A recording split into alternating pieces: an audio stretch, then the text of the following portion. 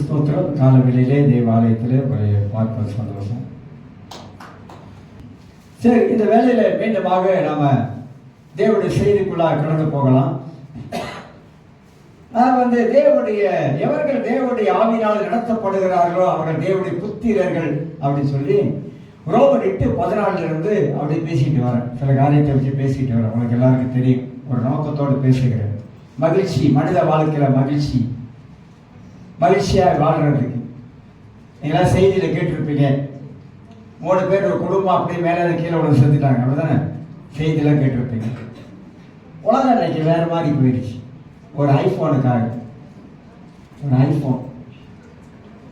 அதான் பிள்ளைகளுக்கு நாம் எதை கொடுக்கணுமோ அதை தான் கொடுக்கணும்.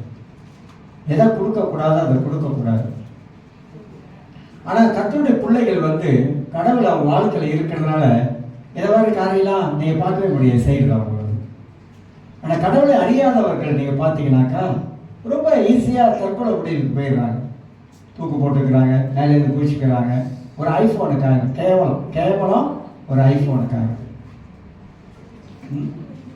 ஐஃபோனுக்காக 3 பேர் சகஜத்தில் அந்த மகன் மேலேருந்து குதிக்க வேண்டியவன் அது எவ்வளோ பேசியிருக்காங்க. அப்பா போயிருக்கார், கையை பிடிச்சி அப்படி சேர்த்து இருக்கிறது கேட்டான். அம்மா பார்த்துருக்காங்க, 2 பேரும் போன நாய் வகையிலாக இருக்கணும் அப்படின்னு ஆகணும். எவ்வளோ சேட்டான காரியம் தெரியலாம். ரொம்ப வருத்தமான விஷயம், துக்கமான காரியம். உலகத்தில் இன்றைக்கி இப்படி நடக்குது. மிடில் ஈஸ்ட் கண்ட்ரி பூரா இன்றைக்கி சண்டை. என்ன ஆகும்போது தெரியாது. இஸ்ரேல் ஒரு இடத்த பிடிக்கிறோம், கொடியேற்றான், வீடை கட்ட போகிறோம். சுற்றி நாடெல்லாம் கண்டனம் தெரிவிக்கிறாங்க. என்ன நடக்கும்போது தெரியாது. உண்மையாக உலகப்போர் வரத்துக்கு வாய்ப்பு இருக்குது. ஏன்னா பைபிளை தான் சொல்லுகிறது. இந்த கடைசி காலத்தினுடைய அறிகுறியெல்லாம் நாம் பார்க்குறோம். கடைசி காலத்தில் நடக்கக்கூடிய சம்பவங்களை கர்த்தர் காட்டுறாரு. ஏன் இதெல்லாம் காட்டுறாரு? எதனால காட்டுறாரு? நாம் இந்த உலகத்தில் கரெக்டாக வாழ்வதற்காக. ஏன்னா பைபிள் நமக்கு ஒரு முடிவை கொண்டாந்து காட்டுது. உலகம் உண்டானது, உலகத்தினுடைய முடிவும் காட்டுது. இடையில நடக்கிற காரியத்தையும் கர்த்தர் காட்டிக்கிட்டு தான் இருக்கிறாரு. நிறைய தேவனுடைய பிள்ளைகள் ஆண்டவரை ஏற்றுக்கொண்டு ரட்சிக்கப்பட்டவர்கள் இன்னைக்கு கடவுளுக்குள்ளாக இல்லாமல் போயிட்டாங்க. பரிதாபமான ஒரு காரியம். ரட்சிப்போடைய மகிமை தெரியல, ரட்சிப்போடைய மேன்மை தெரியல, விலைமதிக்க முடியாத ரட்சிப்போடைய அர்த்தம் புரியல. இயேசுடைய ரத்தத்தை அவர்கள் அறியாமலே வாழ்றாங்க. இயேசு எதுக்காக ரத்தம் சிந்தனார் அப்படின்னு சொல்லிட்டு. மனித வாழ்க்கை ரொம்ப குறுகினது. அதான் சாலமோன் ஞானி சொல்றான், சூரியனை கீழே காண்பது எல்லாம் மாயை. எல்லாம் மாயை. மனிதனுக்கு சஞ்சலம். மனிதனுடைய வாழ்வு நாள் குறுகிய ஒரு வாழ்வு நாளாக இருக்குது. எவ்வளவு காலம் மனிதன் வாழ போறான்னு அவனுக்கே தெரியாது.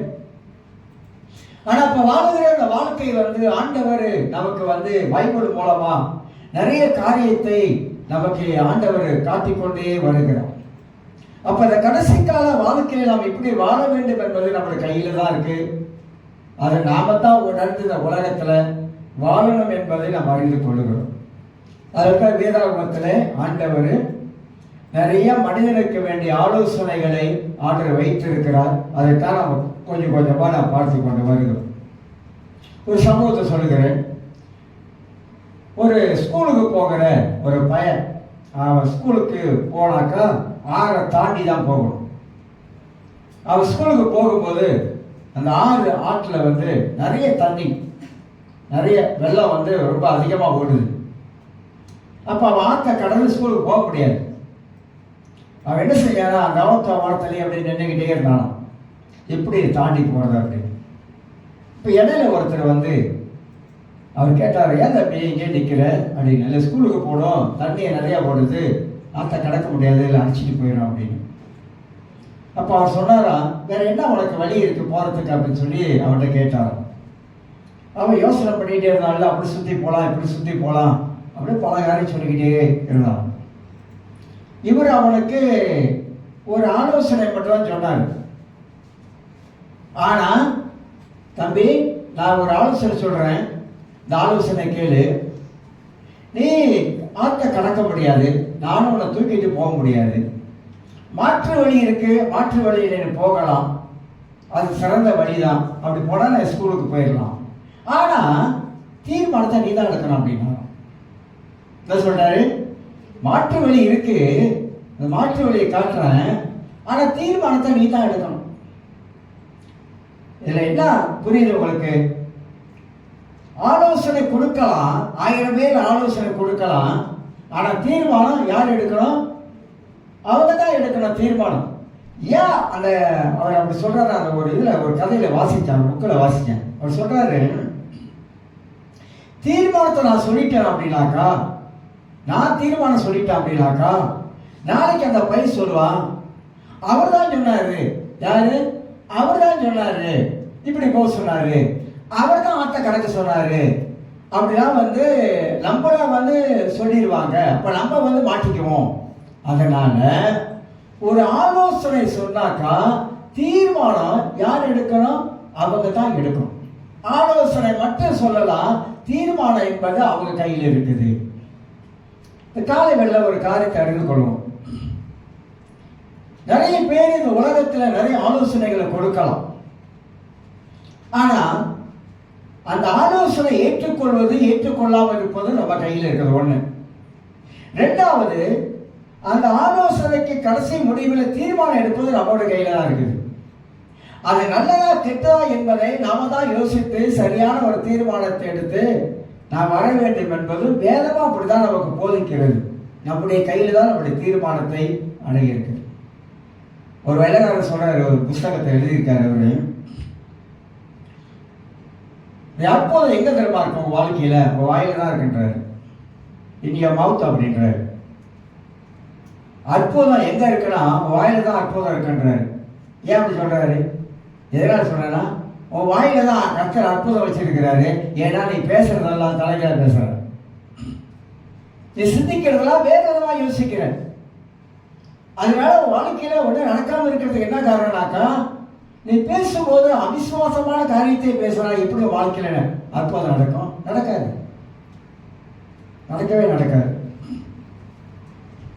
இன்னொரு இதை படித்தேன், ஒரு இதில் வெற்றி வாழ்க்கைக்கு நம்ம என்ன செய்யணும்? இதெல்லாம் அருமையான புஸ்தகத்தை படிக்கிறது. வெற்றி வாழ்க்கைக்கு என்ன செய்யணும்? வெற்றி வாழ்க்கை எப்படி வாழணும்? வெற்றிக்கு எதிர்ப்பது என்ன? தோல்வி. மனுஷ வாழ்க்கையில் தோல்வி வந்துருச்சுன்னா நாங்கள் என்ன பண்றோம்? அந்த தோல்வியே நினைச்சு உட்கார்ந்துருக்கோம். அவர் அப்படி சொல்லலை. நீ 7 முறை தோல்வி அடைஞ்சாலும் உன்னால வெற்றி அடைய முடியும் அப்படின்ற ஒரு மைண்ட நீ செட் பண்ண, உன்னால வெற்றி அடைய முடியும். 10 முறை ஃபெயில் ஆகிட்டோம்னு வச்சுக்கோங்க, பிரச்சனை இல்லை. 14வது முறை என்னால் முடியும். அப்படிதான் கான்சன்ட்ரேட் சக்கரவர்த்தி மன்னன் யுத்தத்தில் போய் தோத்துட்டாங்க. 7 முறை 6 முறை தோத்துட்டான். கடைசியாகவும் போனான், ஜெயிப்பேன் அப்படின்னு கடவுளுடைய சத்தத்தை கிட்ட போனான், ஜெயிச்சு வந்துட்டான். அதாவது நம்முடைய வாழ்க்கையில தோல்வி அடைந்துட்டா அங்கே உட்கார்ந்து இருக்கிறது இல்லை. அந்த தோல்வி ஏன் அடைந்தோம் என்பதை முதலாவது கண்டுபிடிக்கணும். ஏன் நான் தோல்வி அடைஞ்சிட்டேன்? அடுத்தது என்ன செய்யலாம்? அந்த முயற்சி பாருங்க. ஒரு சிலந்தி பூச்சி அது ஒரு வீடை கட்டுது. அது வீடு கட்டும் பொழுது அவர் எப்படி தன் பாதுகாப்புக்காக கட்டுது தெரியுங்களா? ஆனா சிலந்தி பூச்சியை நீங்க அந்த கூட்டை கலைச்சிருங்க, அது மீண்டும் கட்டும். திரும்பியுமே கலைச்சிருங்க, அது திருப்பி கட்டும். நீங்க எத்தனை முறை கலைச்சாலும் அது கட்டிக்கிட்டே இருக்கும். அதோட விடாமுயற்சி. நீ எத்தனை முறை என் வீட்டை நீ கலைச்சாலும் நான் கட்டுவேன். ஒரு தூக்கணாங்குருவி பார்த்துருக்கீங்களா? தூக்கணாங்குருவி கூட பார்த்துருக்கீங்களா? அது கூடு என்னைக்காவது கொஞ்சம் உட்கார்ந்து அந்த தூக்கணாங்குருவியோட கூட்டை கவனிச்சிருக்கீங்களா? கவனிச்சு பார்த்துருக்கீங்களா? எங்கள் வீட்டு பின்னால் ஒரு திடல் இருக்கு, எப்போது நடக்கும். அப்படி அங்கே பார்த்தா 5-6 கூண்டு அப்படியே ஒரு மரத்தில் கட்டி தொங்குது. நான் அப்படியே யோசனை பண்ணேன், இந்த தூக்கணாங்குருவிக்கு என்ன அறிவு இருக்குது? அந்த கூண்டை அந்த அளவுக்கு பின்னி வச்சிருக்கு தெரியுங்களா? அந்த அளவுக்கு கூண்டை பின்னி அந்த அளவுக்கு அந்த கூண்டு உள்ள உட்கார்ந்து இருக்குது. அது வெளியே அந்த ஊஞ்சல் மாதிரி இருக்காது, நடுவில் பட்டு அதை உட்காந்து ஆடும். யோசித்து பார்த்தேன், ஆண்டவர் இந்த குருவிகளுக்கு எப்படி ஒரு ஆக்கப்பூர்வமான ஞானத்தை கொடுத்திருக்கிறார். சின்ன குருவி தான், சின்னோடு போலதான். ஆனா அதோட மேலே அதோட விடாமுயற்சி 1000 காக்கா அப்படின்னு பறந்தாலும் அது கூண்டு கட்டுறத நிப்பாட்டாது.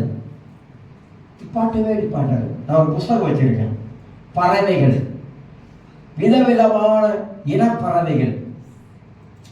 ஏன் அதெல்லாம் உங்களுக்கு சொல்ல தெரியுங்களா? நம்ம குண்டு சட்டிக்குள்ளே குதிரை ஓட்டக்கூடாது. புரியுதா? என்ன பண்ணக்கூடாது? ஒரு குண்டு சட்டுக்குள்ளேயே உட்காந்துக்கிட்டு டொக்கடி டொக்கடி டொக்கடின்னு குதிரையை ஓட்டக்கூடாது. அப்படி ஓட்டினீங்கன்னா வெளி உலகமே தெரியாது, ஒன்றுமே தெரியாது. ஒன்றுமே தெரியாமல் உலகத்தில் உட்காந்துருக்கிற மாதிரி ஆகிடும். பல காரியத்தை படிக்கணும். இந்த பறவைகளை படிக்கும் பொழுது அதில் ஒரு பறவை இருக்குது. எல்லா பறவை விட ஒரே ஒரு பறவை. அந்த பறவை என்ன செய்யுமா, சாப்பாடு இல்லாத காலத்தில் தன் குஞ்சுகளுக்கு சாப்பாடு கொடுக்கறதுக்கு சாப்பாடு இல்லாத காலத்தில் நெஞ்சை அப்படி கொத்துமா. நெஞ்சை கொத்தி ரத்தம் வருதுல்ல, அந்த ரத்தத்தை தன்னுடைய குஞ்சுக்கு கொடுக்கும். ஒரே உலகத்திலே ஒரே ஒரு பறவை தான் தன் ரத்தத்தையே தன் குஞ்சுக்கு கொடுத்து காப்பாத்திட்டு அசுத்தம். அப்ப பறவைகளுக்கு விதவிதமான பறவைகள் இருக்குது. அந்த பறவைகளோட தந்தைகளை பாருங்களேன். அப்ப மனிதனுக்கும் ஒரு ஒரு ஆற்றல் இருக்குன்னு சொல்லுவாங்க. ஒரு ஆற்றல் தான், ஒரு ஆக்கும் சக்தி இருக்குன்னு சொல்லுவாங்க. என்னால முடியும் சொல்றாங்க, தம்பி உன்னால முடியும் தம்பி அப்படின்றாங்களே, டோன்ட் கிவ் அப் அப்படின்றாங்களே. ஏன் இதெல்லாம் சொல்றாங்க? இதெல்லாம் நான் மைண்ட்ல செட் பண்ணணும். என்னால முடியும், ஒரு எதிர்காலம் இப்படி இருக்கணும், இப்படி இருக்கணும், முடியும் என்னால, நான் வாழ்க்கையில் இப்படி வருவேன் அப்படிலாம் நம்ம நினைக்கணும். நம்மளை உருவாக்கி கொள்ளணும். தலை சிறந்த ஒரு மனிதனாக இருக்கணும். ஒரு மேடை பேச்சரா மாறணும். இதெல்லாம் நம்முடைய வாழ்க்கையில நம்ம உருவாக்கி கொள்ளணுங்க. அப்பதானே நம்ம சிறந்தவர்களாக மாற முடியும். அப்ப அதுக்கு என்ன தேவை? என்ன தேவை? நல்ல நல்ல ஆலோசனைகள் நமக்கு தேவையா இருக்கு. பெரிய பெரிய மேதைகளுடைய ஆலோசனை தேவையா இருக்குது. அவருடைய அறிவுரை எல்லாம் தேவையா இருக்குது. அவங்க எப்படி மேலே வந்தாங்க, எப்படி கீழே இருந்து மேலே வந்தாங்க, மேலே வர்றதுக்கு எவ்வளவு பிரயாசப்பட்டாங்க, எவ்வளவு பாடுபட்டாங்க, எவ்வளவு உழைச்சாங்க, எவ்வளவு எதிர்ப்பு வந்துச்சு, போராட்டம் வந்துச்சு. அப்படியே உட்காந்துட்டாங்களா? இல்லை, அதை தாண்டி போனாங்க. எப்படி தாண்டி போனாங்க? இன்னைக்கு அவங்க ஒரு புக்கு எழுதுறாங்கனாக்கா அவங்க எப்படி வாழ்க்கையில எல்லாத்தையும் ஜெயித்து வந்தாங்க. போராட்டம், தோல்வி, பல காரியம் வந்துச்சு. எப்படி எல்லாத்தையும் அவங்க மேற்கொண்டு வந்தாங்க என்பதற்கு தான் அவங்க எழுதுறாங்க, புஸ்தகத்தை எழுதுறாங்க. இப்ப இதெல்லாம் நம்ம ஏன் படிக்கிறோம் அப்படின்னா, நம்முடைய திறனை வளர்த்துக் கொள்வதற்கு. நம்மளும் இப்படி இருக்கணும். நம்முடைய எண்ணங்களை கொஞ்சம் மாற்றிக் கொள்றதுக்கு.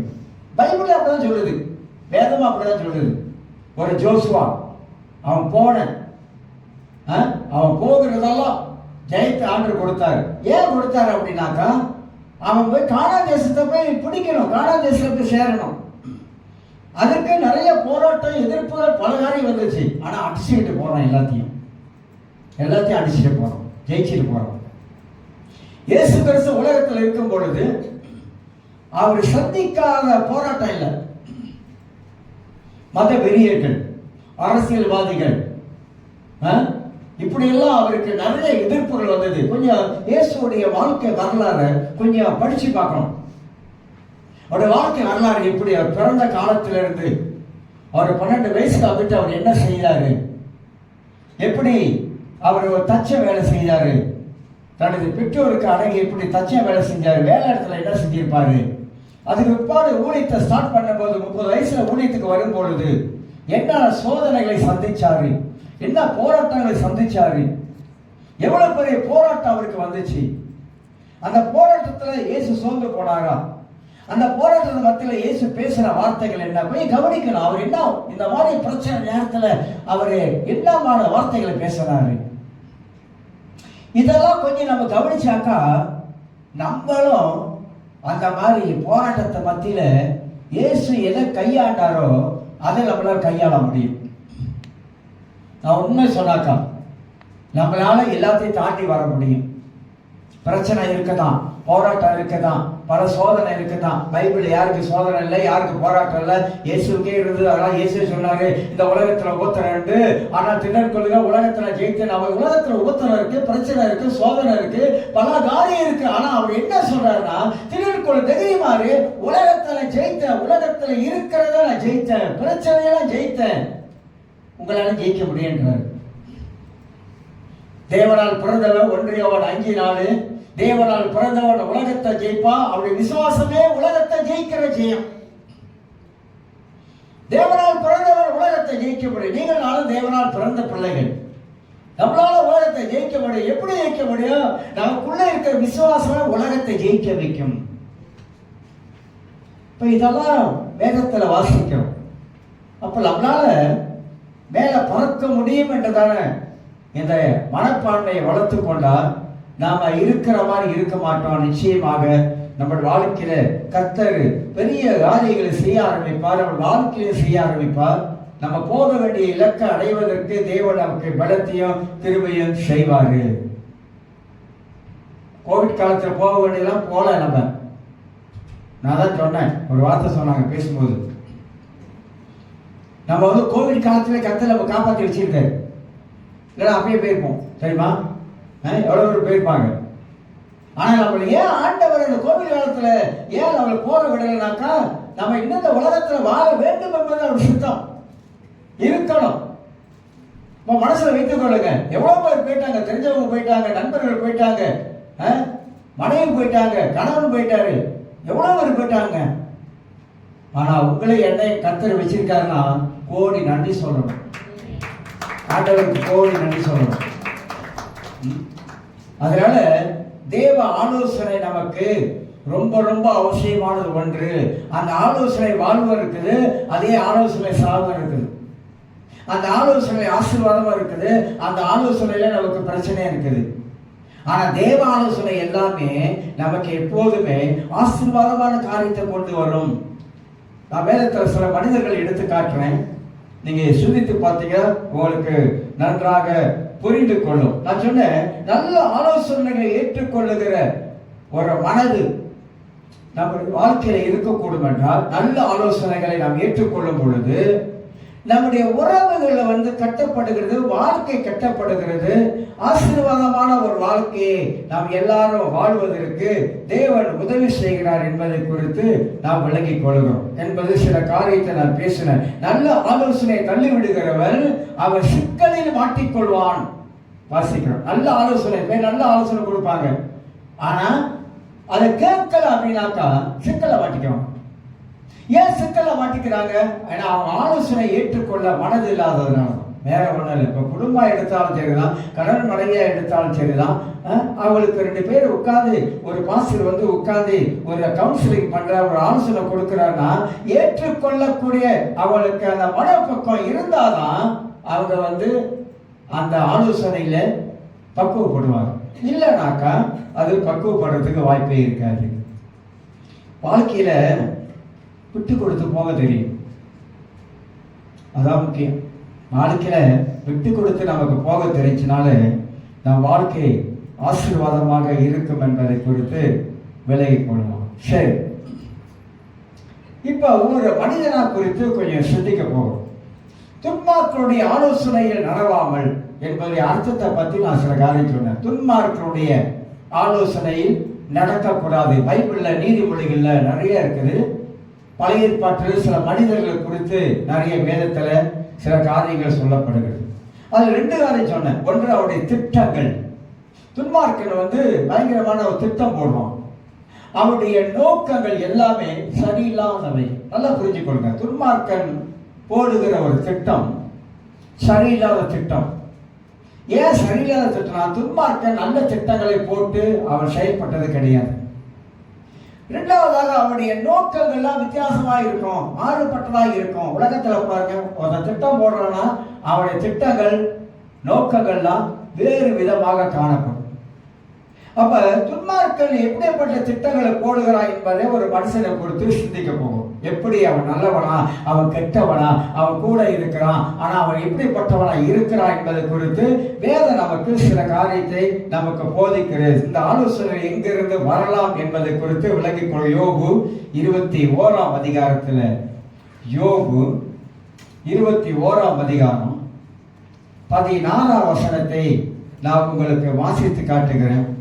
வேதத்திலிருந்து சில சத்தியத்தை நாம் நோக்கி பார்க்கலாம். இதிலிருந்து பரிசுத்த ஆவியானவர் நமக்கு என்ன புத்திமதி சொல்றாரு, கர்த்தர் நம்மளை எப்படி இருக்க சொல்றாரு, என்ன நாம் புரிந்து கொள்ள வேண்டும் என்பதை நாம வேதத்தின் மூலமாகத்தான் கற்றுக்கொள்ள முடியும். வேற எதுலையும் நம்ம கற்றுக்கொள்ள முடியாது. யோபு 21:16 வாசிக்கிறேன். யோபு எடுக்கணும்.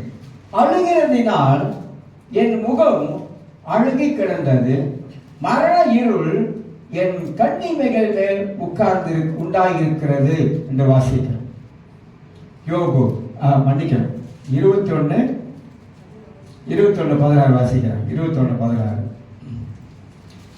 21:16 ஆகையால் ஆனாலும் அவர்கள் வாழ்வு அவர்கள் கையில் இல்லதான், அவர் கையில் இராது, துன்மார்க்கரின் ஆலோசனை எனக்கு தூரமாய் இருப்பதாக.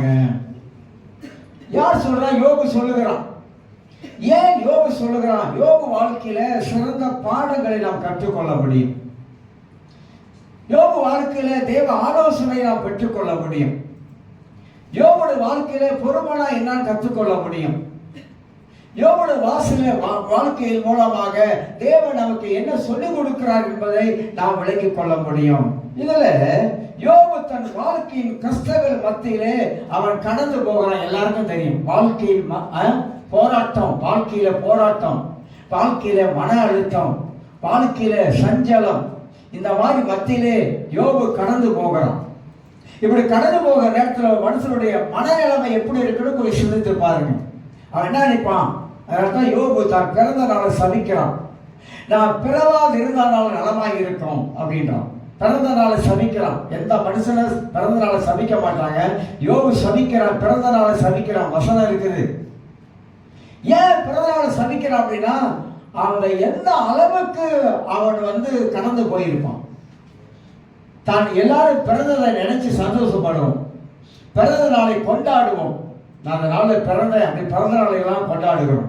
ஆனா யோபு அப்படி சொல்லல. தான் பிறந்த நாளைய சபிக்கிறான் அப்படின்னா அவன் கடந்து போகிற பாதை அப்படி இருக்குது. அப்ப எவ்வளவு சஞ்சலம் உள்ளவனா இருப்பான், எவ்வளவு மன உளைச்சல் உள்ளவனா இருப்பான். அடிக்கடி சொல்லுவோம், நம்ம வீட்டில் ஒரு நாள் தவறிட்டா கூட நமக்கு மன துக்கமா இருக்குது, மன வேதனையா இருக்குது. அந்த ஞாபகம்லாம் ரொம்ப நாளாக இருக்குது. ஆனால் யோபு வாழ்க்கையில் அப்படி இல்லை. ஒரு புயல் அடிக்குது, பயங்கரமான புயல் அடிக்குது. ஏன் ஆண்டவர் வேதத்தில் யோபை பற்றி இப்படி எழுதி வச்சிருக்காரு? எதனால் எழுதி வச்சாரு? ஏன் எழுதி வச்சார்னா, சோதனை காலத்தில் நாம் எப்படி வாழ்கிறோம். நல்லா இருக்கும் போது இல்லை, கையில் பணம் இருந்தால் நமக்கு விசுவாசம் இருக்காது. பார்த்துருக்கீங்களா? பணம் வந்துருச்சுன்னா வாழ்க்கை மாறிடுது. பணம் வந்துருச்சுன்னா ஒரு ஸ்டைல் மாறிடுது. பணம் வந்துருச்சுன்னா பார்த்தீங்கன்னா ரொம்ப பந்தா காட்டுற ஆள்லாம் நீங்கள் பார்த்துருக்கணும், பணம் வந்துருச்சுன்னா. ஆனால் பணம் இல்லாதப்ப அவங்க எங்கே இருந்தாங்கன்னு உங்களுக்கே தெரியாது, சரிங்களா? ஆனால் பணம் வந்த பிற்பாடு நம்மளே மூக்கு மேலே கை வச்சு பார்க்கணும். இப்படி இவங்களா அப்படின்னு பார்க்கணும். உலகத்தில் சொல்கிறேங்க, உங்களை சொல்ல உலகத்தில் சொல்கிறேன். அப்படி யோசிக்கிறீங்க. உண்மையாகவே மனித வாழ்க்கையில பணம் பத்தம் செய்யணுவாங்க. உண்மைதான். பணம் பாதாள வரைக்கும் போகும் அப்படின்னாங்க. பணம் அப்படின்னா பணம் கூட வாங்கி திறந்துடணும் அப்படிலாம் சொல்லுவாங்க.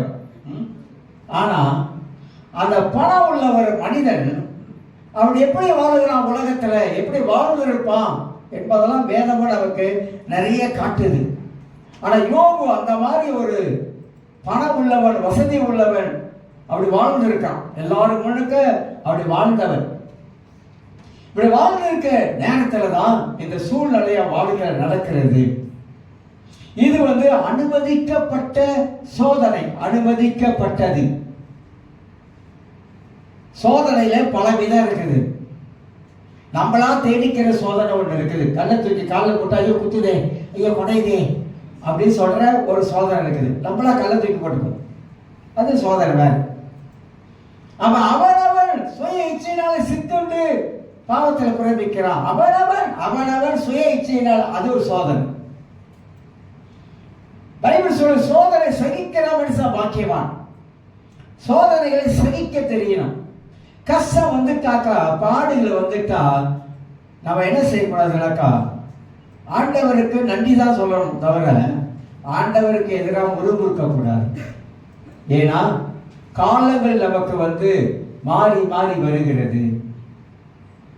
அதான் பிரசங்க எழுதுகிறான், சிரிக்க ஒரு காலம் உண்டு, பிறக்க ஒரு காலம் உண்டு, அள ஒரு காலம் உண்டு, மறிக்க ஒரு காலம் உண்டு, நட ஒரு காலம் உண்டு, நட்டதை பிடுங்க ஒரு காலம் உண்டு. இப்படி 16 காலத்தை பற்றி பேசுகிறார்.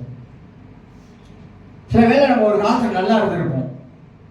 இப்போ வரக்கூடிய காலம் கொஞ்சம் நமக்கு சோதனை பிரச்சனை அப்படிலாம் வந்துக்கிட்டே இருக்கும். இப்போ நினைப்போம் நல்லா தானே இருந்தோம், ஏன் இப்படி இது மாதிரி நடந்துக்கிட்டே இருக்குது. சில சொல்கிறாங்களே, எங்கள் வீட்டில் என்னன்னு தெரிலங்க, ஒன்று போனால் ஒன்று வருது, ஒன்று போனால் ஒன்று வருது, ஒன்று போனால் ஒன்று வருது. நான் அதுதான் அடுத்த வாரத்துக்கு கிழமை ஜேபியில் இந்த பிரிச்சுவல் ஆஃப் ஆவிக்குரிய யுத்தம், அதுக்கு ஜாம் பண்ணி கொடுங்க. அது ஒரு கடுமையான பாடம். டீமாலஜி, பிசாசை பற்றி பேச போகிறோம். அதுதான் இதெல்லாம் இருக்குது.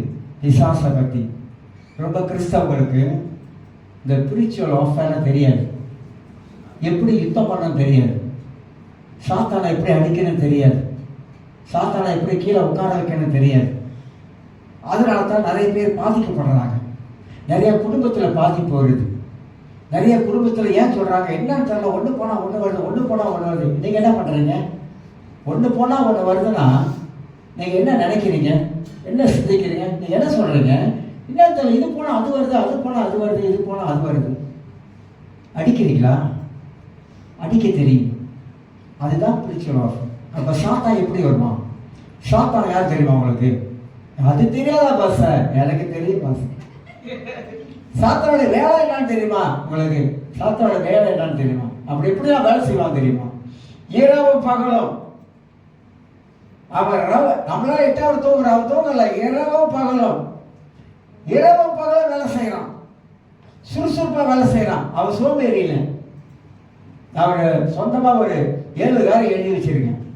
சாத்தான் ஐக்கியம் உள்ளவன், சாத்தான் ஒருமை உள்ளவன், சாத்தான் திட்டம் போடுகிறவன், சாத்தான் சித்தத்தில் செயல்படுகிறவன்.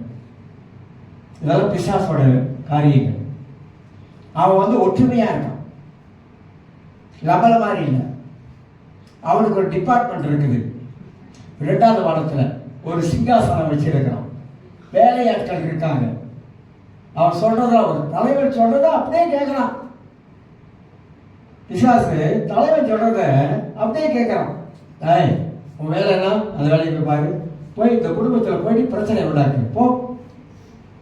அதுக்கு தனியாக இருக்கான் பாருங்க. அவளுடைய சிஸ்டமேட்டிக் எப்படி தெரியுங்களா? சிஸ்டமா வேலை செய்ய எப்படி தெரியுங்களா?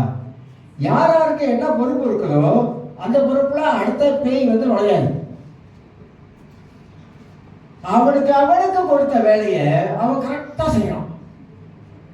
அதுல தவறுவே கிடையாது. அவனுக்குள்ள இருக்கிற அந்த ஒற்றுமை. ஒருத்த பிலிசுடைய மந்திரம் வைக்கிறானா, மாயம் பண்றானா, அவன் தனி டிபார்ட்மெண்ட். ஒருத்தரை போய் கட்டியத்தை வெட்டுறான்னு சொல்றான், அவன் டிபார்ட்மெண்ட் தனி. ஒருத்தன் நல்லா தண்ணி போட வைக்கிறான், அவன் டிபார்ட்மெண்ட் தனி. இப்படி எல்லாம் தனித்தனியே இருக்கு. உண்மையா சொல்றாங்க. அதான் டீமாலஜி. டீமாலஜி படிச்சா அவனுக்கு தெரியும் அவன் எப்படி செயல்படுகிறான், என்னென்ன கிரியை செய்கிறான், இவனை எப்படி அடையாளம் கட்டுக்கொள்றது, இவன் எப்படி வஞ்சிக்கிறான், எப்படி கிறிஸ்தவ வீட்டுக்குள்ள நுழைகிறான், எப்படி அவனுடைய வாழ்க்கையில நுழைய ஆரம்பிக்கிறான், அதுக்கு எப்படி இடம் கொடுக்க கூடாது, அதுக்கு எப்படி வேலியை போடணும், அதுக்கு வழிமுறை இருக்கா, வழிமுறை இருக்கு. பைபிள் கற்றுக் கொடுக்குதா? கற்றுக் கொடுக்குது. வழிமுறையை கற்றுக் கொடுக்குது. இயேசு சொன்னார், வஞ்சிக்கப்படாதீர்கள். ஏன் சொன்னாரு? பிசாசுக்கு எதிர்த்து நில்லுங்கள் அப்படின்னாரு. தேவனுக்கு கீழ்ப்படிங்கள்னாரு. பைபிள்ல எல்லாம் இருக்குது. அப்ப நமக்கு என்ன தெரியல அப்படின்னா, இயேசு பத்தி தெரியுது, ஆனா சாத்தானை பத்தி தெரியல.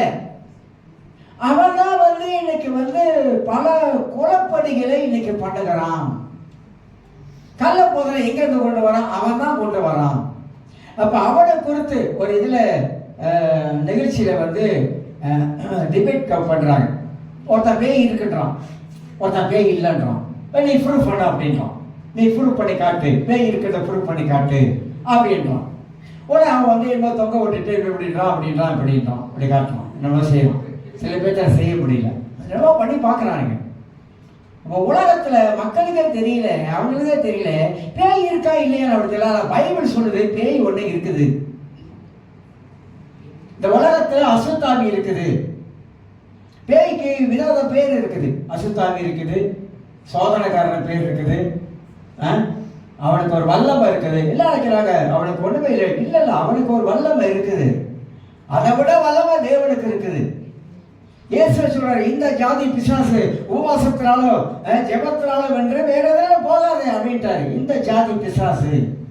அப்ப பிசாசுக்குள்ள ஜாதி இருக்குது. ஜாதினா நான் சொல்ற ஜாதி இல்ல, அதோட வகை விதவிதமான இந்த வகை பிசாசு இருக்குது. உங்களுக்கு தெரியுமா? இருக்குதுங்க, இருக்குது. விதவிதமான பிசாசு இருக்குது. அதோட வேலையை அது செய்ய ஆரம்பிக்குது. அது எங்க அவங்க செய்ய ஆரம்பிக்குது? 2 கொம்பை வச்சுக்கிட்டு நேரம் அவங்க செய்யுது இல்ல, அது வந்து ஒரு மனுஷனுடைய உடலை தேடுது. ஒரு மனுஷனை தான் பிடிக்குது. ஒரு மனுஷனுக்குள்ள இருந்தா வேலை செய்யுது. இதெல்லாம் உன்னிப்பா கவனிக்கணும். ஒரு மனுஷனுக்குள்ள இருந்தா அது என்ன வேலை செய்யுது? சிலருக்கு வந்து எரிச்சல் வருது. ஏன் எரிச்சல் வருது? இப்ப யோசிப்பீங்க, ஏன் எரிச்சல் வருது? எரிச்சல் என்பது எங்க இருந்து வருது? உங்களுக்கு எரிச்சல் வரக்கூடாது. ஏன் எரிச்சல் வருது? அடிக்கடி எரிச்சல் வருது. அடிக்கடி எரிஞ்சு விழுவுறீங்க. எதனால அடிக்கடி எரிஞ்சு விழுவுறீங்க? அடிக்கடி சிறு சிறு சிறு விழுவுறீங்க. அடிக்கடியா சிறு சிறு விழுவுறீங்க. நீங்க உழுவுல, உங்களை உழ வைக்குது. நான் உண்மையை சொல்றேன், உங்களை உழ வைக்குது. நீங்க உட்கார்ந்து நீங்க நல்லா யோசித்து பாருங்க. உட்கார்ந்து சிந்திக்கணும். என்ன சிந்திக்கணும்? நான் ஏன் அடிக்கடி எரிஞ்சு விழுவுறேன்? என்னை பார்க்கறவங்க என்ன நினைப்பாங்க? இல்லை, இப்போ பார்த்தாலும் எரிஞ்சு விழுந்துட்டே இருக்குது. அப்போ எங்கேயோ மிஸ்டேக் நடக்குது, எங்கேயோ ஒரு கோளாறு நடக்குது. இல்லைன்னா அடிக்கடி என் வாழ்க்கையில் என்ன தெரியல, மொத மாதிரி இல்லை. இப்போ கோவம் வந்து ரொம்ப ஆகாரமாக வந்துடுது. கோவம் தான் ரொம்ப ஆகாரமாக வருது. பல்ல கடிக்கிறேன். என்ன கடிக்கிறேன்? பல்ல கடிக்கிறேன். இல்லைனாக்கா குத்துறேன், போய் மேஜையில் குத்துறேன், அப்படி குத்தி பார்க்குறேன். கதவு கூட குத்தி உடைச்சிருக்கேன். அந்த ஆங்காரம் இல்லையே. நான் சொல்றது உண்மை. கொஞ்சம் நீங்க வந்து டெஸ்ட் பண்ணி பாருங்க. நான் டெஸ்ட் பண்ணியிருக்கேன், அதனால தான் சொல்றேன். என் அனுபவத்தில் டெஸ்ட் பண்ணியிருக்கேன். நான் அதெல்லாம் வந்து நான் உட்காந்து யோசனை பண்ணியிருக்கேன். ஏன் நம்ம ஏன் அப்படி ஆகணும்? நம்ம ஏன் அப்படி இருக்கணும்? சரி, இது சம்திங் ராங். எவன் சடையை சாத்தான் நம்ம என்ன பண்றான்? தூண்டி விடுறான். இப்படி தூண்டி விடுறான், இப்படி தூண்டி விடுறான், அப்படி தூண்டி விடுறான். இதெல்லாம் பிசாசோட செய்யக்கூடிய வேலைங்க. அதனால தான் சில பேர் வந்து என்னதான் ஆலோசனை கொடுத்தாலும் கேட்க மாட்டாங்க. ஏன் கேட்க மாட்டாங்க சொல்லுங்க? எதனால கேட்க மாட்டாங்க? ஏன்? அந்த கேட்கக்கூடிய அந்த மனப்பக்கம் வாழ்க்கையில இல்லாமக்கிறான். இப்ப நான் வந்து ஒரு ஆள்கிட்ட உட்கார்ந்து பேசுறேன். அவங்க என்ன செய்யணும்? பேசுறதுக்கு மரியாதை கொடுக்கணும். 1, பேசுறத கேட்கணும். 2வது, என்ன சொல்ல வரான்னு அவங்க யோசிக்கணும். என்கிட்ட தப்பு இருக்குதா அதை உணரணும். ஒரு தப்பு இருக்குது, ஆமா தப்பு இருக்குது, என் மேல தப்பு இருக்குது. தப்பு இருக்கிறதுனால தான் நான் வந்து இப்படி பண்ணிட்டேன். அந்த தப்பை உணர்றோமா? அந்த தப்பை ஏற்றுக்கொள்றோமா? அந்த தப்பை செய்யக்கூடாதுன்னு விட்டு விடுகிறோமா? அதில் தான் இருக்கிற விஷயம். ஏங்க கொஞ்ச நாள் வாழ போறோம், நல்லா வாழுங்க. ஏன் எளிய பூனையமா இருக்கிறீங்க? இல்லை, உண்மையா சொல்றேன். நீங்க லைஃப்பை கொஞ்சம் யோசித்து பாருங்க. லைஃப் எது? வாழ்க்கைன்னு என்னங்க? வாழ்க்கைன்னா என்ன? வாழ்க்கை என்னது? எப்போ பார்த்தாலும் ஓயாத அடமழை பெய்கிற மாதிரி, பைபிள் நீதிபதிகள் ஓயாத அடமழை பெய்கிற மாதிரி ஓயாத சண்டையா வாழ்க்கை எப்படி மாறிடும்? ஃபெடாப் ஆயிடும். என்ன வாழ்க்கை? ஏன் வாழணும்? இப்போ பார்த்தாலும் இப்படி இருக்குது. வாழ்க்கையில் நிம்மதியாக வாழ முடியல, சந்தோஷமா வாழ முடியல, மகிழ்ச்சியாக இருக்க முடியல. ஒரு சாப்பாடு கூட நம்மளால நிம்மதியாக சாப்பிட முடியல. ஏன் அப்படிப்பட்ட எண்ணம் வந்துடுது? எதனால வருது? கொஞ்சம் யோசிக்கணும். ஏன் வருது? ஆனா பைபிள் அப்படி சொல்லல, ஆண்டவருக்கு அப்படி கற்றுக் கொடுக்கலையே. இதெல்லாம் உட்கார்ந்து நம்ம யோசிக்காதனால தான் நம்முடைய மாமிசத்துடைய மனதை கொண்டாட உள்ள திணிச்சு மாம்சத்துல நம்ம முடிவெடுக்கிறோம். மாம்சத்துல யோசிக்க ஆரம்பிக்கிறதால தான் ஆவியானவருக்கு இடம்லாம் போயிடுச்சு, பரிசுத்த ஆவியானவருக்கு இடம்லாம் போயிடுச்சு. கொஞ்சம் ஆவியானவருக்கு இடம் கொடுத்தாக்கா நம்முடைய வாழ்க்கையை உட்கார்ந்து நாம் யோசிக்கும் பொழுது கர்த்தருடைய ஆவியானவர் நமக்கு தெளிவான சில காரியங்கள் சொல்லுவாருங்க. பணம் இருக்கும் போது மட்டும் மகிழ்ச்சி இல்லை, பணம் இல்லாத பொழுதும் சந்தோஷத்தை கர்த்தர் உள்ள வச்சிருக்கிறார்.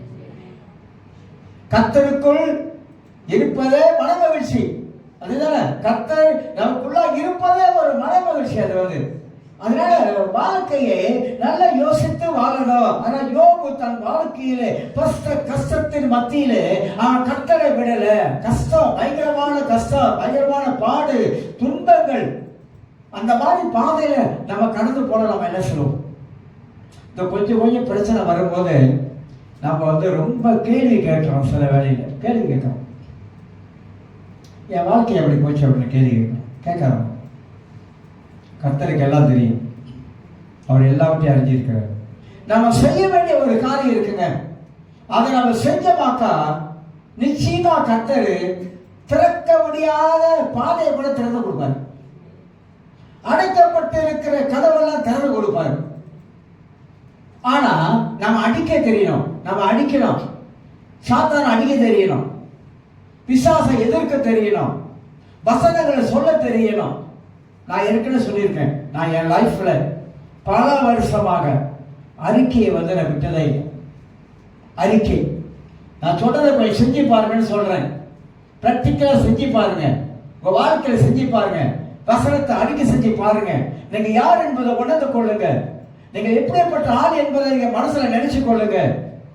நீங்க அப்படி நினைச்சீங்கன்னாக்கா நிச்சயமாக உங்க வாழ்க்கையில எல்லாத்தையும் தாண்டி நீங்க மேல வருவதற்கு தேவனே உங்களுக்கு உதவி செய்வார்.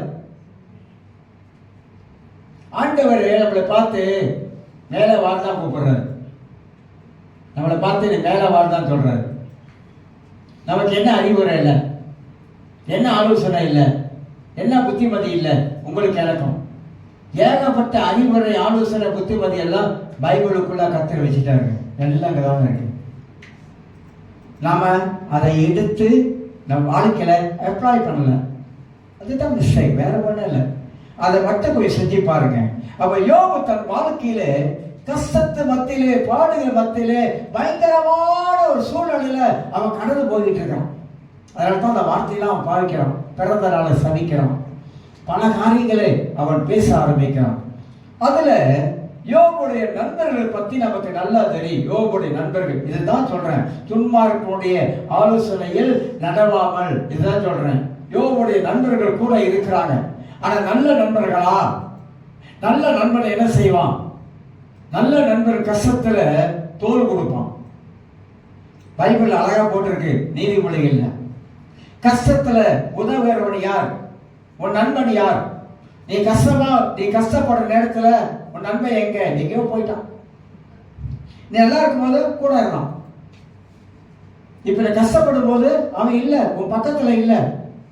ஏன்னா அவனுக்கு ஒரு பயம், ஏன்னா நம்ம கிட்ட ஏதாவது கேட்டு தொல்லை பண்ணிடுவான் அப்படி சொல்லிட்டு அவனுக்கு போய் அவன் தூரம் போயிட்டான். பைபிள் அழகா சொல்லுதுங்க, உன்னை கஷ்டப்படுற நேரத்துல, நீ பாடுபடுகிற நேரத்துல உன் பக்கத்துல நிக்கிற நண்பன் யார்? கேள்வி கேட்டு பாருங்க, நண்பன் யார்? நோவன் இருக்க மாட்டாங்க, எல்லாம் போயிடுவாங்க. ஆனா உங்ககிட்ட காசு பணம் இருக்கும் போது நீங்க நல்லா பாத்தீங்கன்னா அன்னைக்கு உன்னை சுத்தி நெருக்கி உட்கார்ந்து இருப்பாங்க. எல்லாம் போன பிற்பாடு யாருமே இருக்க மாட்டாங்க, நீ தனிமையாய் உட்கார்ந்து இருப்ப, தனிமையாய் உட்கார்ந்து இருப்ப. இதுதான் உலகம். ஆனா யோபு பணக்காரனாக இருக்கும்போது தன்னுடைய நண்பர்களாக கூட இருந்தவனுங்க வறுமையிலே தவிக்கிறான், பிரச்சனையிலே தவிக்கிறான், பிள்ளைகளை இழந்து தவிக்கிறான். எல்லா நிலையிலும் அவனுக்கு ஒரு பெரிய தவிப்பு, தனிமையில வாடுகிறான், வியாதியிலே துடிக்கிறான். ஆனா கூட இருந்து தன் நண்பர்கள் ஒரு ஆறுதலான வார்த்தை சொல்றதுக்கு இல்லைங்க. நான் இதெல்லாம் ரொம்ப யோசித்திருக்கிறேன். இவனை யோசித்திருக்கிறான் யோகுவை. அந்த காலத்துல இந்த யோகு இவ்வளோ பற்றிருக்கிறானே. ஆனா இங்கதான் ஒரு முக்கியமான ஒரு காரியத்தை நம்ம பார்க்கிறோம் வேதத்துல. யோகோட நண்பர்கள் நல்ல ஆலோசனை கொடுக்கல, ஒரு என்கரேஜ் பண்ற வார்த்தையை சொல்லல. யோகோ கவலைப்படாதப்பா, நாங்க இருக்கிறோம், நீ கவலைப்படாத, ஏதோ ஒரு பொல்லாத காலம் போல இருக்கு, இப்படி சரிஞ்சு போயிருச்சு, கவலைப்படாத, நாங்க இருக்கிறோம் அப்படி சொல்லலைங்க. யோகு ஒருத்தன் சொல்றான், யோகு நான் நினைக்கிறேன் நீ ஏதோ ஒரு பாவம் பண்ணிட்ட, அதெல்லாம் கர்த்தரோட போட்டாரு பாரு ஒரு போடு. நம்ம சொல்லுவோம்ல, சில வேலை சொல்லுறப்பா, கர்த்தர் போட்டாரு பாரு, தப்புங்க, தயவுசெய்து சொல்லாதுங்க. கர்த்தர் யாரும் போட மாட்டாரு. நம்ம என்ன பண்றோம், ஏதோ சந்தர்ப்ப சூழ்நிலையில அப்படி ஆய்க்கான சொல்றதுக்காக அடிச்சாரு பாரு ஒரு அடி ஆண்டவர். பச்சையா புழுகிறவங்க பொய்யுங்க, பச்சையா புழுவோம் பொய். பைபிள் ஆண்டவர் அடிச்சாருன்னு எங்கேயுமே இல்லையே. ஆர்டர் அடிச்சாரா? இல்லையே, ஆர்டர் அடிக்கல. நம்ம பண்ணதுக்கே நம்ம தான் அனுபவிக்கிறோம். அவர் நல்லவர், அன்பானவர், நேசிக்கிறவர், வருத்தப்பட்ட பார சுமக்கிறவர்கள் எல்லாரும் ஏகட்ட வாங்கன்னு சொன்னவர். எப்படி நம்மளை அடிப்பாரு? அடிக்க மாட்டாரு, அதெல்லாம் இல்லை. ஆனால் நம்ம சொல்லிடுறோம், மனுஷன் சொல்றான். யோபு நண்பர்கள் சொல்றாங்க, யோபு நான் எனக்கு நல்லா தெரியும் நீ பாவம் பண்ணிட்டேன், பாவம் செய்யாத நீதிமான யோபு நண்பர்கள் பார்த்த மாதிரி சொல்றாங்க, நீ பாவம் பண்ணிட்ட அப்படின்றாங்க. அது எவ்வளவு பெரிய தப்பு தெரியுமா? எவ்வளவு பெரிய தப்பு. யோபுக்கு அந்த நிலைமையில எப்படி இருந்திருக்கும்? நீங்க கொஞ்சம் யோசிச்சு பாருங்க, எப்படி இருந்திருக்கும்? ஈட்டி எடுத்து குத்துறமா இருக்காது, எப்படி இருந்திருக்கும்? கூட இருந்த நண்பர்கள் நல்லா தெரியும் யோபு பத்தி. ஆனா இப்ப அவன் இப்ப நிலைமையில இருக்கிறான்னு சொல்லிட்டு நீ திருப்பி அவனை போயிட்டு இந்த எரியிற எண்ணெயில நெருப்பு ஊத்துற கதை மாதிரி, அப்படியா? இல்ல எரியிற எண்ணெயில இல்ல எரியிற நெருப்புல எண்ணெய் ஊத்துடுவாங்க. இப்ப வேதம் நமக்கு சொல்லிக் கொடுக்கிற ஒரு பாடம் என்ன? யோபுடைய மனநிலைமை இப்படி பாதிக்கப்பட்டிருந்தாலும் ஆனா ஆலோசனை சொன்னவர்கள் எப்படி சொல்றானுங்க? சரியில்லாத ஆலோசனை சொல்றானுங்க. இதனால யோபு அவன் சந்தோஷப்படுறானா? இல்ல, அவன் இன்னும் மனவேதனை அடைகிறானா? அங்கலாய்ப்பு அடைகிறான், அங்கலாய்ப்பு அடைகிறான், போராடுகிறான். தனிப்பட்ட மனிதன். மனைவி ஒரு பக்கம் விட்டுருங்க, நமக்கு தெரியும். தனிப்பட்ட மனிதன் தெருவில் 3 முச்சந்தி வாழ்ந்தவன் 3 முச்சந்தில உட்கார்ந்துக்கிட்டு ஒரு கொட்டாம்பச்சி எடுத்து அப்படியே சுரண்டணும். நம்ம பைபிள் படிக்கிறதுல கற்பனை பண்ணணும். இந்த காலத்தில் அந்த நேரத்தில் அவன் சூழ்நிலைகள், அவன் போன பாதை, கூட இருந்த நண்பர்கள், அவனோட மன வேதனை, அவனோட மன துயரம், மன துக்கம், என்ன நடக்குதுன்னு யோபுக்கே தெரியல. என்ன நடக்குது தெரியல. நினைக்கிறான் கடவுள் தான் நம்மளுக்கு இப்படி செய்யறாரு போல இருக்கு நினைக்கிறான். இல்ல, அனுமதிக்கப்பட்ட சோதனை. அதனால்தான் சோதனை நேரத்துல சரியான ஆளை அணுகணும். கஷ்ட நேரத்துல சரியான ஆளை அணுகணும். சரியான ஐடியா கேட்கணும். இந்த பிரச்சனை இப்படி இருக்குது, என்ன செய்யலாம்? சரியான ஆளுகிட்ட அணுகணும். ஆனா யோபு தன் நண்பர்கள் ஒருவரும் நல்ல ஆலோசனை கொடுத்ததா இல்லை. பைபிள்ல 4 பேர் வந்தாலும் அவன் 3 பேரும் நல்ல ஆலோசனை கொடுத்ததா இல்லை. ஆளாளுக்கு ஒண்ணு பேசுறான், மாத்தி மாத்தி ஒண்ணு பேசுறான். இவன் பேசி முடிச்சா அடுத்தவன் பேசுறான், அடுத்தவன் பேசி முடிச்சா இன்னொருத்தன் பேசுறான். மாறி மாறி பேசிக்கொண்டே வரானுங்க யோபோட வாழ்க்கையில. யோபு குற்றப்படுத்தினாலுங்க தவிர யோபுக்கு நல்ல ஒரு ஐடியா, ஒரு ஆலோசனை கொடுக்கிறதுக்கு அங்க ஆள் இல்லை. ஆனா யோபு தனிமையிலே வேதனைப்பட்டு கொண்டு இருக்கிறான் என்பது அந்த வசனம் நமக்கு எடுத்து காட்டுவதை நாம் பார்க்கிறோம். இன்னொரு காரியத்தை சொல்லுகிற ஆதியாகமம் 49 அதிகாரத்தில், ஆதியாகமம் 49 பார்த்து முடிக்கணும். சீக்கிரம் முடிச்சாதான் உங்களுக்கு சந்தோஷம்.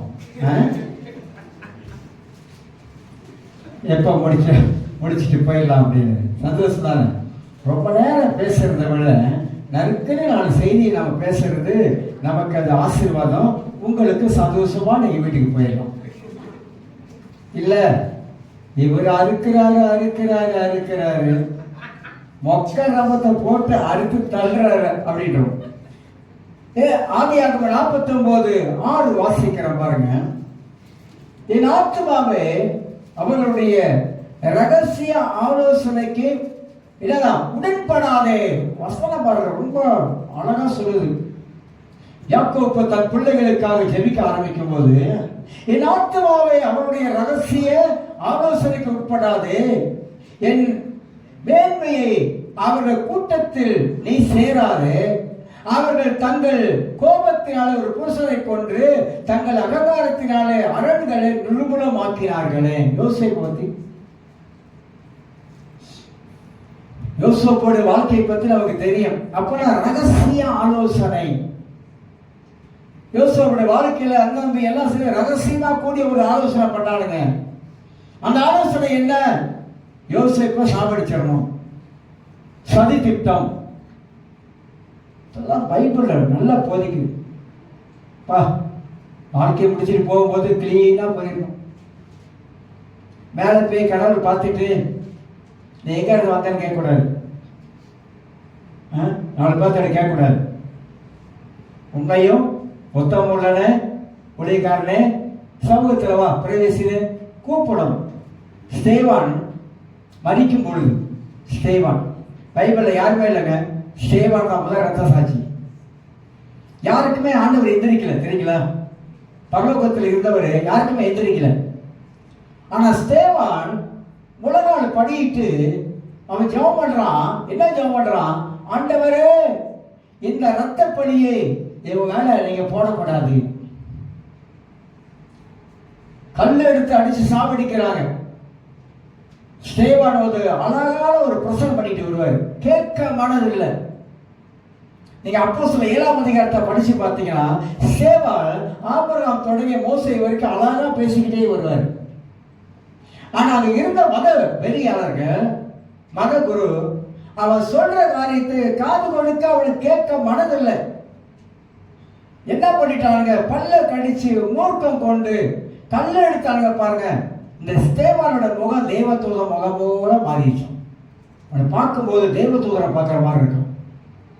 ஆனால் அவன் சொல்லுகிறான், ஸ்தேவான் முழங்கால் படிட்டு இவன் ரத்தப்படியை உங்களை போடாத, மன்னியம் ஆண்டவரேன்னு சொல்லுகிறான். ஏன் சொல்லுகிறான் அப்படின்னா, இந்த மதகுரு இவர்கள் எல்லாமே தீய ஆலோசனை கொடுக்கக்கூடிய ஒரு மனிதர்கள், சத்தியத்தை ஏற்றுக்கொள்ளாதவர்கள், சத்தியத்துக்கு எதிரானவங்க. அதனால ரகசிய ஆலோசனை எங்கெல்லாம் தேவனுடைய பிள்ளைகள் நல்ல ஆலோசனை சொல்வதற்கு பதிலாக ரகசியமா கூடி ரகசிய ஆலோசனை பண்ணுகிறார்களோ, மேல ஒருத்தர் பார்க்கிறாரு. திட்டம் தீட்டக்கூடாது. என்ன படிச்சான்? திட்டம் போட்டு திருடுற கூட்டம் திருடி கொண்டே இருக்கும். திட்டம் போட்டுதான் திருடுறோம். கிறிஸ்தவர்களும் நம்மளோட வாழ்க்கையில 4 பேர் கொண்டா 5 பேர் கொண்டா வேற வேற காரியெல்லாம் நம்ம பேசிடக்கூடாதுங்க. வேண்டாங்க, அது பொல்லாப்பாயிரும். தேவனுடைய பார்வைக்கு பொல்லாப்பாயிரும். தவறான காரியத்தை திட்டம் போடக்கூடாது. அது கடவுளுடைய பார்வைக்கு அது சரியா வராது. சரியா வராதுன்னா ஆண்டவரை அனுபவிப்பாரு. அப்ப ரகசிய ஆலோசனை, எரேமியாவுக்கு ரகசிய ஆலோசனை போட்டாங்க. நான் சொன்னேன், கூட்டம் போடுனாங்க, ரகசிய ஆலோசனை தீட்டினாங்க. ஆனா கர்த்தர் அதை பார்த்து கொண்டே இருந்தார். ஒரு காரியத்தை நம்ம வாழ்க்கையில வரக்கூடாது. இந்த பூமியிலே நாம் எங்க கூடி பேசினாலும் என்ன பேசினாலும் ஆண்டவர் மேல இருந்து காது கொடுத்து கேட்கிறார் என்பதை மறக்கவே கூடாதுங்க. பிரசங்க அழகா சொல்லுகிறோம். நீங்க ஆலயத்துக்கு போகும்போது ஒருவருக்கு ஒரு என்ன பேசணும்? நல்லதை பேசிட்டு போங்க ஆலயத்துக்கு போகும்போது. அப்ப நமக்கு ஒரு வாழ்க்கையில இந்த துன்மார்க்கனுடைய ஆலோசனை எப்படி வருகிறது? எதனால வருகிறது? அவன் துன்மார்க்கன் யார்? அவனோட வாழ்க்கை எப்படி இருக்கும்? அவன் சிந்தனை எப்படி இருக்கும்? அவன் பேசுற வார்த்தை எப்படி இருக்கும்? ஆதியாகமம் 37ஆம் அதிகாரத்தை எடுத்து வாசித்து நிற்பாட்டினார். ஆதியாகமம் 37ஆம் அதிகாரம் 37ஆம் அதிகாரத்திலே வாசிக்கிறேன். 18 வசனத்தை உங்களுக்கு வாசித்து காட்டுகிறேன். ஆதியாகமம் 37:18. அவர்கள் அவனை தூரத்தில் வர கண்டு அவன் தங்களுக்கு சமீபமாய் வரும் முன்னே அவனை கொலை செய்யும்படி சதி ஆலோசனை பண்ணினாங்க. ஏங்க காலையில் ஒரு கேள்வி கேட்கிறேன். இந்த பைபிளை எழுதாத ஒரு சத்தியம் ஒன்று இருக்குதா? பைபிளை எழுதாத ஒரு சத்தியம் ஒன்று இருக்குதா? உங்களுக்கு எனக்கும் எல்லாமே ஆண்டவர் இங்க எழுதி வச்சிருக்காருங்க. யாரு சதி யோசனை பண்ணாருங்க? யோசேப்புடைய சகோதரர்கள் யோசேப்பை கொலை செய்வதற்கு சதி யோசனை பண்ணினாங்க. பைபிளே சொல்லுதுங்க. நீங்க சொல்றோம் அண்ணன், தம்பி, அக்கா, தங்கச்சி அப்படிலாம் சொல்றதானே. 4 வீடு உங்களுக்கு இருந்துச்சுன்னா அப்ப தெரியும் அண்ணன் தம்பி பாசம், அக்கா தங்கச்சி பாசம் அப்ப தெரியும். 4 வீடு உங்களுக்கு இருந்துச்சுன்னா அடிச்சுக்குவானுங்க பாருங்க. தெரியுமா? அடிச்சுக்குவானுங்க, சொத்துக்கு அடிச்சுக்குவானுங்க, சதி பண்ணுவானுங்க. அதுல 3 பேர் ஒன்னா பிடிக்குவானுங்க. ஒருத்தன் தனியா நிற்பான். அந்த 3 பேர் ஒரு கட்சியா இருப்பானுங்க.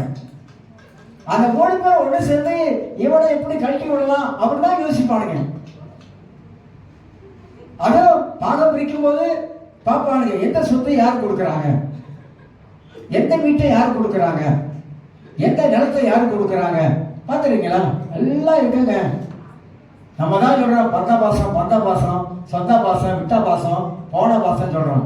ஆனா சொத்துன்னு ஒண்ணு வந்துருச்சுன்னு வச்சுங்க, அவ்வளவுதான் பினிஷ்ல முடிச்சு.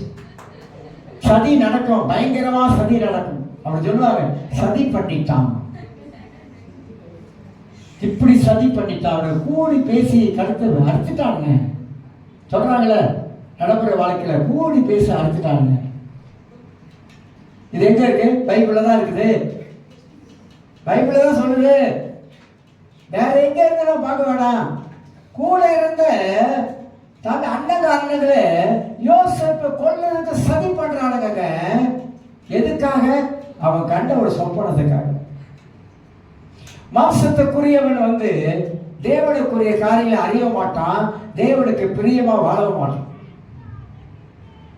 சொத்தாசை பிடிச்சவன் அவன் வந்து வெறியனா மாறிடுவான்.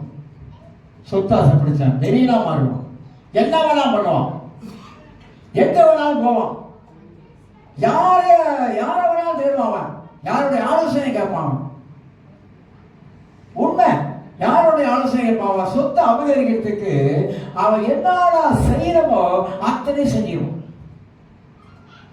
உலகத்துல நிறைய காரியம் பார்க்கறாங்க, நிறைய காரியம் பார்க்கணும். அதனால வர பல காரியங்கள். ஆனா பைபிள் அழகா சொல்றது என்ன ஆலோசனையா? சதி சதி சதி சொல்ற. சதி பண்ணிட்டான், சதி பண்ணிட்டான். கிறிஸ்தவ வாழ்க்கையில ஒண்ணுமே இல்லாம பரவாயில்ல, இந்த அளவு செய்யவே கூடாது, சதி பண்ணக்கூடாது, சதி யோசனையே செய்யக்கூடாது, ஒன்றுமே செய்யக்கூடாதுங்க. நம்ம வந்து கடவுளுடைய பிள்ளைங்க, கடவுள் பிள்ளைகளாக வாழ்ந்துட்டு போயிடும். துன்பம் வருதா? நான் என்னுடைய எப்போதும் விசுவாசம் என்ன தெரியுங்களா? என்னை உண்டாக்கினவர், என்னை ரட்சித்தவர், நான் அழைத்தவர், இந்த உலகத்தில் வச்சிருக்கிறவர், அவருடைய ஆசீர்வாதம் போதும். அவரு எனக்குள்ள இருந்து என்னை ஆசீர்வதிக்கிறது எனக்கு போதுங்க. கஞ்சி குடிக்காம ஒவ்வொரு நாளும் நமக்கு ஆதாரத்தை போஷித்து நம்மளை காப்பாற்ற போதுங்க, போதும். பேராசை வேணாம். அப்படி ஆயிடணும், இப்படி ஆயிடணும், அப்படி செய்யணும், இப்படி பண்ணணும், இவ்வளோ கொள்ளடிக்கலாம், அவ்வளோ கொள்ளடிக்கலாம், அதெல்லாம் ஒண்ணு வேணும். அவர் நமக்குள்ள இருந்தாலே போதும். அதுவே பெரிய ஒரு நமக்கு ஆசீர்வாதம். அவர் திரும்ப இருந்தா போதுங்க. இந்த உலகத்துல ஆண்டவர் நம்மளை அற்புதமா நடத்துவாங்க. நான் அனுபவத்தில் சொல்றேன். கர்த்தர் நடத்துற விதங்களை உங்களாலே புரிய முடியாது, என்னாலே புரிஞ்சிக்க முடியாது. அப்படியே ஆச்சரியமான விதங்கள்ல கர்த்தர் நம்மளை நடத்தி கொண்டு போவாங்க. அடுத்த வாரத்துல வெர்டேக்கா 31ஆம் தேதி வெர்டேக்கா விடுதலையை பத்தி தான் பேச போறோம். இதை பேசல, விடுதலையை பத்தி பேச போறோம். மர்டேக்கா நமக்கு விடுதலை. நம்ம வந்து பெரும்பாலும் மர்டேக்கான்னு சொன்னாக்கா நாட்டுக்கு விடுதலை கொடுத்துட்டாரு. என்ன விடுதலை? யார் விடுதலை கொடுத்தா? நாட்டுக்கு யாரு எப்படி விடுதலை வந்துச்சு? நம்ம எவ்வளவு கஷ்டப்பட்டோம் தெரியாது. அதே பைபிள்ல நம்ம போயிட்டு நமக்கு எப்படி ஒரு விடுதலை வந்துச்சு? இந்த விடுதலைக்குள்ளாக இருக்கிறோமா? விடுதலைக்குள்ளாக எனக்கு வாழ்கிறோமா? விடுதலைனா என்ன? எதெல்லாம் ஆண்டவர் எனக்கு விடுதலை கொடுத்திருக்கிறாரு, அந்த விடுதலைக்குள்ளாக நீங்க வாழ்ந்து கொண்டு இருக்கிறனா? அதுதான் மண்டைக்கா. நம்ம சனிக்கிழமை நான் பேசப்போம். எல்லாரும் எழுந்திருக்கலாம். சோத்திரம் ஆண்டவரே.